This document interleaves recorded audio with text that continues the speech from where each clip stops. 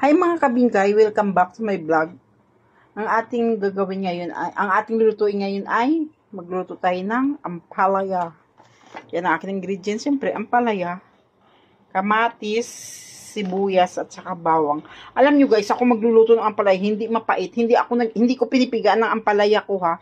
Ang ginagawa ko lang, piniprito ko muna ang ampalaya, yung unang ginigisa ko muna siya sa mantika. Para hindi siya mapait.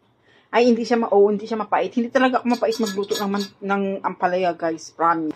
Kasi 'di ba ang iba pinipigaan nila, di wala na yung sustansya ang ampalaya. Kasi yung katas naman ng ampalaya doon ang may sustansya eh. Ano na yung mo sa ampalaya kung pinipigaan mo? Sa amin hindi namin pinipigaan. Ang ginagawa ko, tingnan mo guys, ginigisa ko lang siya ng unang gisa.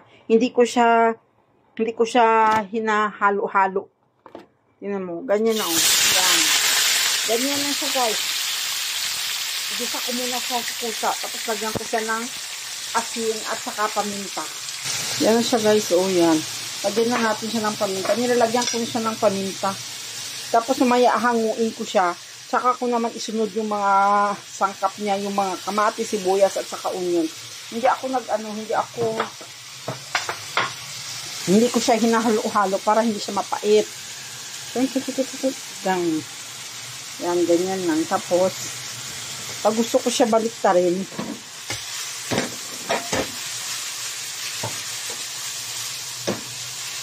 ganyan lang siya. Hindi talaga siya maalat, guys. Hindi siya mapait pag ginigisa mo siya ng una ang ampalaya. Tapos, yung katas na ampalaya dyan, yun ang naghahalo siya sa mantika niya. Yun ang panggisa ko ng bawang, sibuyas, kamatis. Ganyan, diba? Ginasuti ko siya sa sarili niya ng mantika, yung ampalaya, Hindi ko talaga siya hinalo-paalo. Hayaan ko lang siya maluto dyan. Tapos, pag naluto siya, tanggalin ko na, strainer ko na siya. Tapos, ang mantika niya, ulit ibalik ko. Kasi nandun na yung katas ng ampalaya sa mantika niya. Yun na yung pang-prito ko ng mga bawang, sibuyas, kamatis ko.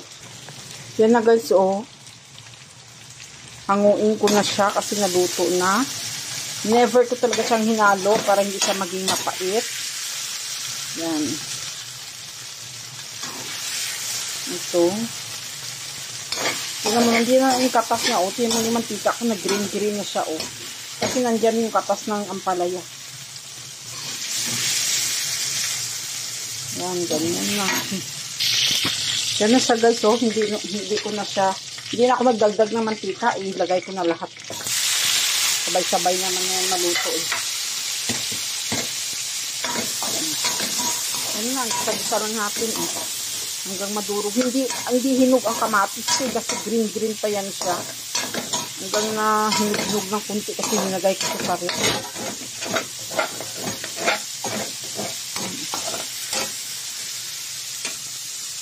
Yan na guys, luto ng ating ating kamatis, nadurog na siya, Mas masarap sana kung mapulang kamatis,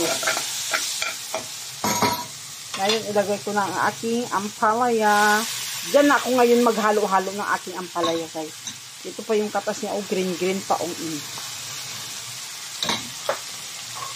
Dito na ako ngayon maghalo ng ampalaya ko. Kasi naluto na yung ampalaya, Hindi ko kasi ganyan ang luto nito. Magbati muna ako ng tatlong itlog pala ang gagamitin ko guys sa aking ampalaya kasi mas gusto nila maraming itlog. Ayan na guys, ilagay natin ang aking binating itlog. Tatlong itlog to. Ayan, ilagay ko na itong aking binating itlog. Kasi maliliit naman itong itlog na to Ayan, luto na siya. Pag naluto ng itlog, patay ko na. Madali na magluto ng ampalaya guys, diba? Pero may kanya-kanya pagluto ang ampalaya. Yung iba kasi mapait ang pagluto nila. Tapos ang iba, pinipiga nila, tinatanggal nila yung katas ng ampalaya. Tapos ang iba, ginaano nila sa asin. Ako hindi na. Kasi, pag ganun ang pagluluto mo, hindi talaga maalat guys. Promise, ganyan ang pagluluto nyo sa ampalaya.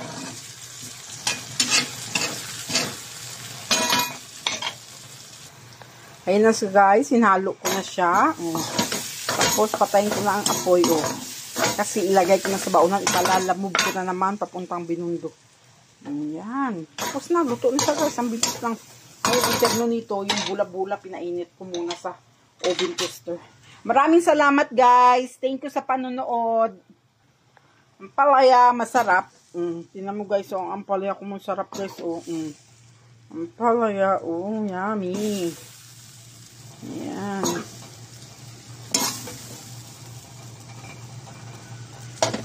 Yan, ang sarap pala. Hindi mapait, guys. Ang sarap.